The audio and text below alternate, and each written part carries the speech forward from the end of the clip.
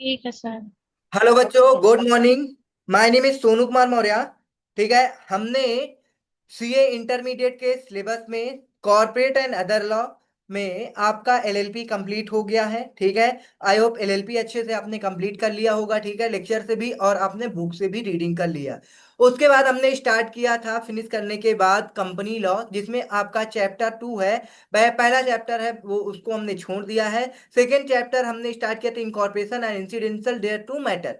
मतलब आपका चैप्टर का नाम है, और इनकॉर्पोरेशन से रिलेटेड हमने सारा सब कुछ पढ़ा दिया था। फिर इनकॉर्पोरेशन के सारे स्टेप पूरे बता दिए थे। ठीक है। चलो, issue of certificate of incorporation on registration, ये सारा सब कुछ आपको सर्टिफिकेट मिल जाएगा जब आप सारा सब कुछ कर लोगे। ठीक है ना। Maintenance of copies of all documents and information.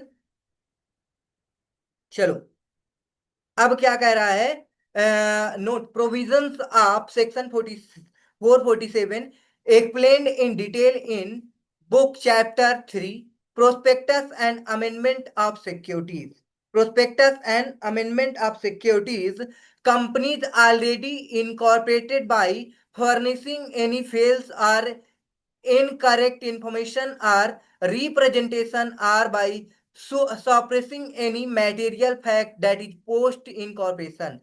अगर आपने इनकॉर्पोरेशन कराते समय क्या किया है, कोई फेल्स इंफॉर्मेशन प्रोवाइड कर दी है। ठीक है ना। अब ये दो केस हो सकते हैं। यदि आपकी कंपनी इनकॉर्पोरेट हुई है, ड्यूरिंग द इनकॉर्पोरेशन आपने क्या हुआ है, आपका क्या कंप्लीट पकड़ गया है कि आपकी मतलब आपका फेल्स इंफॉर्मेशन हुआ है। ठीक है ना। ऐसा हो सकता है। और इस केस में भी हो सकता है कि आपकी कंपनी क्या हुई है, कंप्लीट हो चुकी है, उसके बाद आपका जो इंफॉर्मेशन है फेल्स है ये पता चला है। ठीक है ना। चलो, कह रहा company already incorporated by furnishing any false information. ये देखो, कह रहा है कि आपका जो फेल्स इंफॉर्मेशन प्रोवाइड करने के बाद आपकी कंपनी की इनकॉर्पोरेशन हो गया है। ठीक है। उसके बाद आपको पता चला है कि कंपनी के जो इनकॉर्पोरेशन के समय इंफॉर्मेशन प्रोवाइड किए गए थे वो फेल्स है। ठीक है ना। आर इनकॉर्पे incorrect information or representation or by suppressing any matter fact, मतलब ड्यूरिंग द इनकॉर्पोरेशन। ठीक है ना। चलो, what at any time after the incorporation of the company it is provided that the company has been got incorporated। मतलब कि company incorporate करने के बाद आपको पता चल रहा है furnishing and fails incorrect information और रिप्रेजेंटेशन। क्या हुआ है, आपको प्रोवाइड किया गया था फर्निशिंग कोई भी फेल्स इनकरेक्ट या फिर इंफॉर्मेशन या रिप्रेजेंटेशन। सेकेंड बी पॉइंट में by suppressing any material fact information in any of the document or declaration filed are made for incorporating such company। कह रहा है suppressing any material fact, कोई भी material fact है, ठीक है ना, उसको आपने क्या किया है, छुपा रखे हैं। ठीक है ना, बताया नहीं है। जो भी चीज है, declaration file are made for incorporating such company by any fraudulent action. अब ये तीन केसेस हो सकते हैं। ठीक है ना। Then the promoter the person named as the first director, चाहे वो आपका प्रमोटर हो या first director of the company, and the person making declaration under this section shall be liable to for action for fraud. मतलब इसमें कितने लोग फंसेंगे, देखो ध्यान से सुनो। आपका जो प्रमोटर होता है वो फंस जाएगा। ठीक है ना। आपका फर्स्ट डायरेक्टर फंस जाएगा, फर्स्ट डायरेक्टर जो भी होगा। फिर उसके बाद आपका person making declaration under this section shell each be liable for action for, मतलब कि जो डिक्लेरेशन देगा, डिक्लेरेशन कौन देता हमने बताया था, person who provide declaration, like CA हो गया, कोई आपकी जो कंपनी इनकॉर्पोरेट कर रहा है, हेल्प कर रहा है कंपनी को इनकॉर्पोरेट करने में, या फिर सीएस हो गया, या फिर आपकी कॉस्ट अकाउंटेंट हो गया। ठीक है ना। तो ये सारे क्या है, आपके लाइबल हो जाएंगे। ठीक है ना। याद रखना, अगर फेल्स इंफॉर्मेशन या इनकरेक्ट इंफॉर्मेशन रिप्रेजेंटेशन या फिर मटेरियल फैक्ट को सुप्रेसिंग किया गया है, उसके बाद आपका फ्रॉडुलेंट एक्शन किया गया है, इन तीन केसेस में ये तीन लोग क्या हो जाएंगे, लाइबल हो जाएंगे। अब आपको ये फेल्स इंफॉर्मेशन प्रोवाइड करने के बाद मतलब प्रोवाइड हुई और आपकी कंपनी क्या हो गई, इनकॉर्पोरेट हो गई। मतलब ये तो अभी था कि मतलब after the incorporation of the company, at any time after the incorporation of the company, मतलब कंपनी इनकॉर्पोरेट नहीं हुई, मतलब एट द टाइम आपको ये पता चल गया कि कोई इंफॉर्मेशन है या फिर मटेरियल फैक्ट है या फ्रॉडुलेंट एक्शन है, कुछ गलत हो रहा है, तो पता चलने पे अब ये लोग लाइबल हो जाएंगे। अब क्या हो रहा है, अगर आपकी कंपनी इनकॉर्पोरेट होने के बाद पता चलता है तो आपकी कंपनी को ट्रिब्यूनल क्या दे देगा, आर्डर दे देगा। किसके लिए आर्डर देगा भाई, आर्डर देगा भाई, कंपनी को क्या कर सकता है वो, where a company has been got incorporated by furnishing false or incorrect information or representation, ठीक है ना, by suppressing any material fact or information in any the document or declaration filed or made for incorporating such company or by fraudulent action. अगर ऐसा ये तीनों point होता है भाई, कब भाई आपकी कंपनी क्या हो गई है, गॉट इनकॉर्पोरेटेड, ठीक है ना, तो ट्रिब्यूनल ऑर्डर देगा, then the tribunal NCLT on being satisfied the situation so warrants on response to an application made to it may pass order to the deem fit, मतलब कि ट्रिब्यूनल को जो भी ठीक लगेगा वो करेगी ट्रिब्यूनल, ठीक है ना। ट्रिब्यूनल को ठीक लगता है कि कंपनी को डिसॉल्व कर देना चाहिए तो डिसॉल्व कर दिया जाएगा, या फिर कुछ भी कर दिया जा सकता है। ओके, बोलो समझ में आया। Where a company has been got incorporated, incorporate हो चुकी है, फेल्स इंफॉर्मेशन फर्निशिंग रिप्रेजेंटेशन या फिर suppressing any material fact या फिर कोई फ्रॉडुलेंट एक्शन के अकॉर्डिंग, तो ट्रिब्यूनल या जो तुम्हारी एनसीएलटी है उसे भी कोई भी चीज फिट लगेगा वो कर सकती है, ठीक है ना।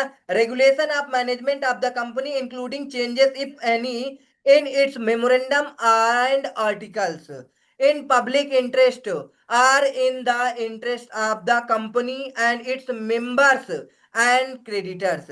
अब देखो, A point, B point, C point, D point, आपको ये याद रखना है, regulation of the management of the company including changes if हो, अगर आपने क्या किया, कोई भी रेगुलेशन या मैनेजमेंट को चेंज करते हो तो इस केस में आपका क्या होगा, इट्स मेमोरेंडम एंड आर्टिकल, भाई एमओए एओए को आपको क्या करना होगा, चेंज करना पड़ेगा, ठीक है ना। चलो, or in the interest of the company and its member or creditors ETC. Or, अब आर कह रहा है देखो, direct that liability of the company shall be unlimited, मतलब एनसीएलटी ये कर सकता है, कंपनी की लाइबिलिटी को अनलिमिटेड कर सकता है, या फिर इनके मतलब कि भाई पब्लिक इंटरेस्ट के हिसाब से, भाई मतलब वो रूल्स एंड रेगुलेशन को चेंज कर सकता है, एनसीएलटी ये भी कर सकता है। उसके बाद सी पॉइंट, उसके पास ऑप्शन थर्ड आता है, direct removal of name of the company from the register of the company, मतलब कि रजिस्टर ऑफ कंपनी से उसका नाम ही हटा दिया जाएगा। Fourth option but not least क्या होता है, वाइंडिंग अप का आप कर सकता है ट्रिब्यूनल, ठीक है ना। चलो, मतलब कि अगर आपका जो ट्रिब्यूनल है उसे पता लगता है कब, फेल्स इंफॉर्मेशन, मतलब कि ये जो आपने इंफॉर्मेशन प्रोवाइड की फेल्स इनकरेक्ट या मटेरियल फैक्ट या फिर फ्रॉडुलेंट एक्शन किया है, कंपनी को इनकॉर्पोरेट करने के, मतलब कि जो आपकी कंपनी होती है इनकॉर्पोरेशन होने के बाद पता चलता है, तो भाई आपका जो एनसीएलटी आता है उसको जो भी चीज फिट लगता है, डीम फिट इंक्लूडिंग ये सारी चीजें, एक दो तीन चार, पहला वो लाइबिलिटी को अनलिमिटेड कर सकता है, कंपनी की को वाइंडिंग अप कर सकता है, उसके बाद तीसरा कंपनी का भाई आरओसी से, मतलब कि रजिस्टर ऑफ कंपनी से, जो रजिस्टर होता है जिसमें कंपनी का नाम लिखा होता है सारी चीजें, वहां से उसका नाम हटा सकता है, ठीक, direct removal of the name of the company from the register of companies or, ठीक है। उसके बाद फर्स्ट पॉइंट हमने बताया था, कह रहा regulation of the management of company including changes if any in its memorandum and article in public interest or in interest of the company and its member and director, मतलब कहने का यहाँ पे सिंपल मतलब है कि भाई आपके एमओए एओए में चेंज किया जा सकता है पब्लिक इंटरेस्ट को देखते हुए, अगर आपने जो भी फेल्स इंफॉर्मेशन प्रोवाइड की है उससे किसी पब्लिक को क्या हो रहा है, नुकसान हो रहा है। अब एक चीज याद रखो, इन चारों चीज को जब ट्रिब्यूनल देगा उस चीज को, मतलब चाहे वो भाई अनलिमिटेड करे चाहे वाइंडिंग अप करे चाहे जो करता है, इन नाम हटा दे या फिर पब्लिक भाई एओए एमओए को चेंज करे पब्लिक इंटरेस्ट के अकॉर्डिंग। इन चार चीजों को डिसीजन लेने से पहले एनसीएलटी क्या करेगी, क्या करेगी बताओ, अपॉर्चुनिटी या बीइंग हर्ड प्रोवाइड करेगा। ठीक है ना। चलो, प्रोवाइडेड दैट लिखा है before making any such order, मतलब ये आर्डर प्रोवाइड करने से पहले भाई वो क्या करेगा, the company shall be given a reasonable opportunity of being heard in the matter, मतलब उसे अपने सफाई देने का मौका दिया जाएगा। ठीक है ना। The tribunal shall take into consideration the transaction entered into by the company including the obligation if any contracted or payment of any liability। ठीक है ना।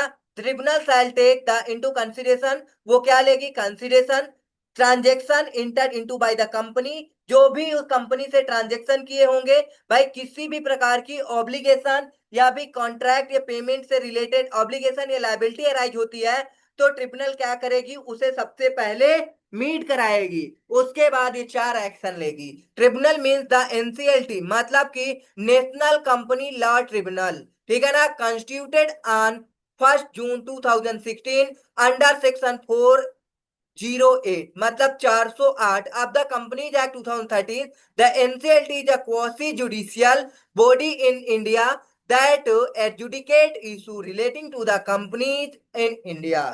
बताओ, ये आपका भाई इनकॉर्पोरेशन ऑफ कंपनी से रिलेटेड सारे टॉपिक कंप्लीट हो चुके हैं भाई। सबसे पहले हमने आपको कंपनी को इनकॉर्पोरेट कराने के स्टेप बताए। कंपनी इनकॉर्पोरेट कराने के बाद जब इनकॉर्पोरेट हो गया तो आपको सर्टिफिकेट मिल जाएगा। ठीक है ना। सर्टिफिकेट मिलेगा, उसके बाद अलॉटमेंट हो जाएगा, सारा सब कुछ। ठीक है।